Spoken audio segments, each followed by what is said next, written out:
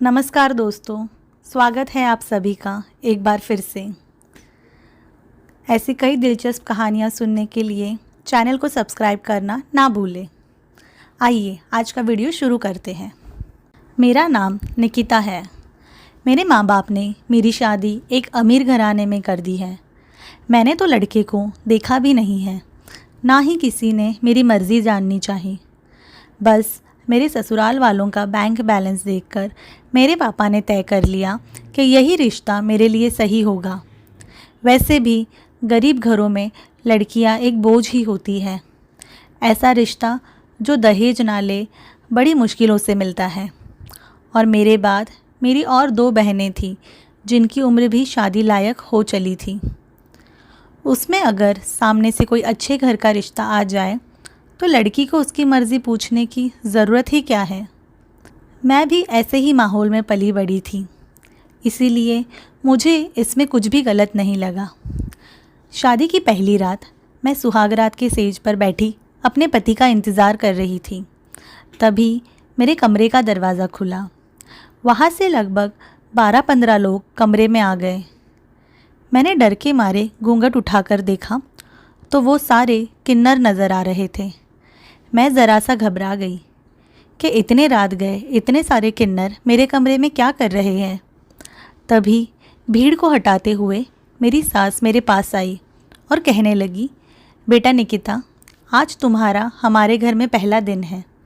हमारे ख़ानदान की एक रस्म है, जो कोई लड़की शादी करके हमारे घर आती है उसको शुरुआती 15 रातें किन्नरों के साथ विधि करने में गुजारनी पड़ती है, ताकि हमारे ख़ानदान का दिया हमेशा रोशन रहे। मैं उनकी ये बातें सुनकर चौंक गई कि ये कैसी अजीबोगरीब रस्म है जिसमें पति पत्नी अपना गृहस्थ जीवन शुरू नहीं कर सकते, और ऐसे विधियों से इनके परिवार का दिया कैसे रोशन हो सकता है। मुझे तो ये सब बहुत अजीब लग रहा था। मैं अपने ख्यालों में गुम थी।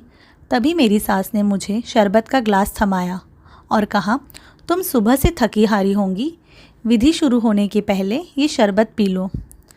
मुझे कब से प्यास लग रही थी, तो बिना देर किए मैं वो शरबत पी गई। उसके पीते ही मुझे नींद आने लगी। मेरी आंखें भारी हो रही थी। मेरे आसपास क्या हो रहा है मुझे इसका अंदाज़ा ना रहा। जब आँख खुली तो आँखों के आगे अंधेरा छाया था। मैंने घबराकर उठी और अपनी आँखों को उंगलियों से छूने लगी तो पता चला मेरी आँखों पर तो पट्टी बंधी हुई है। मैंने बिना किसी देर के उस पट्टी को हटाया तो मेरे सामने का नज़ारा देख मैं डर गई। वहाँ पता नहीं कैसी विधि हुई थी। मेरे आसपास ढेर सारे कटे नींबू रखे थे। मुझे किसी पाउडर से किए हुए सर्कल में लिटाया गया था। मेरा पूरा शरीर दर्द में था। कहीं कहीं पर अजीबोगरीब निशान थे, पर मुझे इस सब के बारे में कुछ भी याद नहीं। मुझे कुछ पता नहीं कि कल रात मेरे साथ क्या हुआ था और मेरी आंखों पर पट्टी क्यों बंधी थी। मैं फ्रेश होकर कमरे से बाहर निकली और हवेली में टहलने लगी। हमारा घर तो बहुत ही बड़ा था। ऐसा घर तो मैंने सिर्फ फिल्मों में देखा था। मुझे अंदर ही अंदर खुशी हो रही थी कि ऐसे ससुराल की तो मैंने उम्मीद भी नहीं की थी। अब मैं इतने बड़े घर की मालकिन हूँ। तभी किसी ने एक कमरे से मेरा हाथ खींचा। दिखने में वो लड़का लगभग 24-25 साल का होगा। वो बहुत डरा हुआ था। हाँफते हुए वो मुझे कहने लगा, मैडम आप यहाँ से भाग जाओ, ये अच्छे लोग नहीं हैं। इसके पहले मैं उसे कुछ पूछती वो वहाँ से भाग गया। मैं हैरान हो गई, ये लड़का ऐसे क्यों कह रहा था। मैं कमरे से बाहर आकर उसे ढूंढने लगी। तभी मेरी सास ने मुझे देखा। वो मुझे देखकर चौंक गई और कहने लगी, निकिता तुम अपने कमरे से बाहर क्यों आई? तुम्हें जो भी चाहिए हमें कह दो, तुम्हें सब अपने कमरे में मिल जाएगा। मैंने उनको कहा, मुझे कमरे में बोर हो रहा था इसीलिए मैं बाहर आ गई। मेरी सास मेरा हाथ पकड़कर मुझे अपने कमरे में ले आई और कहने लगी, तुम यही रहा करो, तुम्हें जो चाहिए मिल जाया करेगा। इतना कहकर उन्होंने मेरा दरवाज़ा बंद कर लिया। मुझे बहुत घुटन महसूस होने लगी। ये क्या बात है, अपने ही घर में मुझे घूमने फिरने की आज़ादी नहीं। तभी किसी ने मेरे कमरे का दरवाज़ा खोला। वो शायद मेरे पति सूरज थे। मैं पहली बार उनसे मिल रही थी। उनको देखते ही मेरे गाल शर्म से लाल हो गए। वो ड्रॉअर से कुछ निकाल रहे थे। मैंने सोचा अभी ये मेरे पास बैठेंगे और मुझसे प्यार भरी बातें करेंगे, पर उन्होंने ऐसा कुछ भी नहीं किया। वे अपना सामान लेकर कमरे से चले गए। मैं फिर उदास हो गई। जैसे ही रात होने लगी, फिर वही किन्नर मेरे कमरे में आ गए और उनके साथ मेरी सास भी आ गई। आज फिर मेरी आँख लग गई और जब आँख खुली तो सुबह हो चुकी थी।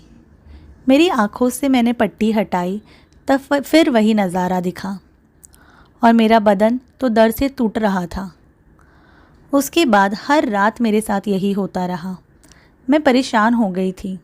शादी के बाद मानो जैसे मैं किसी जेल में बंद थी। ना कमरे से कहीं बाहर आ सकती, ना जा सकती, ना ही कोई मुझसे बात करता। और हर रात की ये विधि, न जाने इस विधि के पहले मुझे नींद कैसे लग जाती है। मुझे आज तक समझ नहीं आया कि उस विधि में आखिर होता क्या है और सुबह उठकर मेरा पूरा शरीर दर्द में क्यों होता है। इतने दिन हो गए मैं अपने मायके भी नहीं गई। हमारे यहाँ शादी के बाद पगफेरे की रस्म होती है, जहाँ दुल्हन शादी के बाद कुछ दिन मायके आकर रहती है, पर मैं अब तक यही थी। सूरज कमरे में आते तो एक आध बार माँ से बात करा देते, पर फ़ोन रखने तक वो मेरे पास ही खड़े रहते। इसीलिए मैं माँ से खुलकर बात भी नहीं कर पाती। उसके अलावा सूरज और मेरी कोई बात ही नहीं हुई। रात भर तो वो विधि चलती रहती और दिन में सूरज सिर्फ अपना कोई सामान लेने आते। मेरा मन अंदर ही अंदर घबरा रहा था। न जाने उस लड़के ने भी मुझे ऐसा क्यों कहा कि मैं यहाँ से भाग जाऊँ। मुझे तो घर में कहीं आने जाने की भी अनुमति नहीं, सिर्फ अपने कमरे तक ही सीमित थी। मुझे बहुत घुटन महसूस होती। सच में जी चाह रहा था यहाँ से भाग जाऊँ, पर शादी के बाद ससुराल ही लड़कियों का घर होता है। यहाँ से भागकर मैं कहाँ जाती। पर मुझे अब ये सब नहीं करना था। मेरे शरीर पर कई चोटें थीं। मैं जानना चाहती थी कि आखिर विधि में ऐसा क्या होता है। इसीलिए मैंने तय किया आज कुछ भी हो जाए मैं सोऊंगी नहीं। तभी मेरी सास मेरे कमरे में आई और मुझसे कहने लगी, चलो निकिता तैयार हो जाओ, हमें गुरु माँ से मिलने जाना है। आज आखिरी विधि गुरु माँ अपने हाथों से करेंगी। याद रहे तुम्हें एकदम दुल्हन की तरह तैयार होना है। मैंने कहा, अच्छा फिर इसके बाद तो कोई विधि नहीं है ना? मैं और सूरज अब साथ रह पाएंगे? मेरी सास मुस्कुराते हुए बोली, कैसी बेशर्म हो, अपनी सास के सामने ऐसी ये सब बातें बोल रही हो। इतना कहकर वो चली गई। मैंने खुश होकर तैयारी करना शुरू किया। तभी सूरज कमरे में आए। मुझे तैयार होता देख उन्होंने मेरे बाल संवारना शुरू कर दिए। हमारे बीच पहली बार ऐसा कुछ हो रहा था। वो पहली बार मेरे करीब आए थे। मैं मन ही मन मुस्कुरा रही थी। तभी उन्होंने मेरा मेकअप करना शुरू कर दिया। मुझे बहुत अजीब लगा, एक लड़का होकर ये मेकअप कैसे कर रहे हैं, और वो भी इतना अच्छा। मैं हैरान होकर उनको घूरती रही। तभी उन्होंने कहा, ऐसे क्या देख रही हो? मैं एक मेकअप आर्टिस्ट हूँ, इसीलिए मैं मेकअप करना जानता हूँ। इसमें हैरान होने की कौन सी बात है। उसके बाद हम कार में बैठ गए। जैसे ही मैं कार में बैठी, मेरी सास मेरे आँखों पर पट्टी बांधने लगी। मैंने उनका हाथ रोकते हुए कहा, मम्मी जी ये आप क्या कर रहे हो? अभी क्यों पट्टी बांध रहे हो? तब मम्मी जी ज़रा गुस्से से बोली, निकिता हर चीज़ में रोक टोक अच्छी बात नहीं है। बड़े अगर कुछ करते हैं तो उसके पीछे कोई ना कोई कारण होता है, और आज इतना शुभ दिन है, आज तुम अपने सवालों से मुझे परेशान मत करो। इतना कहकर उन्होंने मेरी आंखों पर पट्टी बांध दी। थोड़े समय बाद हम एक जगह पर रुक गए और किसी ने मुझे हाथ पकड़ते हुए कार से उतारा और उनके साथ चलने कहा। मैं चुपचाप उनका कहा मान रही थी, क्योंकि अभी थोड़ी देर पहले मुझे मेरी सास से डांट पड़ी थी। वो शख्स मुझे एक जगह ले आए और मुझे वहीं बिठाकर चले गए। मेरे आसपास कई लोग खड़े थे, मैं उनको महसूस कर पा रही थी। कुछ समय बाद मम्मी जी मेरे पास आए और मुझे शरबत पीने के लिए दिया। मैंने भी शरबत पीने का नाटक किया क्योंकि मैं समझ गई थी कि ये शरबत पीते ही मैं बेहोश हो जाती हूँ और मेरा नसीब अच्छा था कि शायद किसी ने मुझे ये हरकत करते हुए देखा नहीं, वरना उस भीड़ से कोई ना कोई ज़रूर इस बात को सामने लाता। थोड़े समय बाद मैंने सोने का नाटक किया। वहाँ खड़े किन्नरों ने अपनी विधि शुरू कर दी। उनमें से एक ने मंत्र पढ़ना शुरू कर दिए। हे माँ, आज हमारी आहुति स्वीकार करो। ऐसा कहते ही एक एक कर किन्नर मेरे पास आकर मुझे हाथ से पीटने लगे। मुझे बहुत दर्द होने लगा। मैं ज़ोर से चीखने लगी और मैंने अपने आँख से पट्टी हटा दी। मुझे ऐसा देख उनमें से एक किन्नर बहुत गुस्सा हो गई और मेरी सास पर ज़ोर से चिल्लाने लगी। अनर्थ, घोर अनर्थ! इस लड़की ने हमारी विधि को खंडित कर दिया। अब कुछ नहीं हो सकता। मेरी सास उनके पैरों में गिर गई और उनसे रहम की भीख मांगने लगी। ऐसा मत कहो गुरु माँ, मेरे बेटे को बचा लो, मैं आपसे भीख मांगती हूँ। तुम्हें पता नहीं, इस बेवकूफ़ लड़की ने हमारे इतने दिन के परिश्रम पर पानी फेर दिया है। मैं अब कुछ नहीं कर सकती, जाओ तुम लोग यहाँ से। मेरी सास उस गुरु माँ की बात ना मानकर वहीं बैठी रही और उनसे मिन्नतें करने लगी। शायद गुरु माँ को उन पर तरस आया। उन्होंने उनसे कहा, एक काम कर, इस लड़की को 15 दिन बाद यानी अगली पूर्णिमा के दिन ले आ। हम बाकी की विधि उस दिन करेंगे। तब तक तुम्हारे बेटे को हर रात मैं बताती हूँ वो जाप करना पड़ेगा। ठीक है गुरु माँ, आप जैसा कहेंगी हम वैसा ही करेंगे। इतना कहकर मेरी सास हाथ जोड़कर उनका धन्यवाद करने लगी और मेरा हाथ पकड़कर उन्होंने मुझे कार में बिठा दिया। घर पहुँचते ही वो मुझे घसीटते हुए एक कमरे में ले गए और मुझे वहीं बंद कर दिया। मैं अपनी किस्मत पर फूट फूट कर रोने लगी। काश मैंने उस दिन उस लड़के की बात मान ली होती। आज मुझे ये दिन देखना नहीं पड़ता। 2 दिन से मैं इसी कमरे में बंद थी। न खाना मिला, न ही पानी। मेरी हालत ख़राब होती जा रही थी। तभी आधी रात को मेरा दरवाज़ा खुला और वही लड़का जो उस दिन मुझे भाग जाने की सलाह दे रहा था, वो दरवाजे से अंदर आता दिखाई दिया।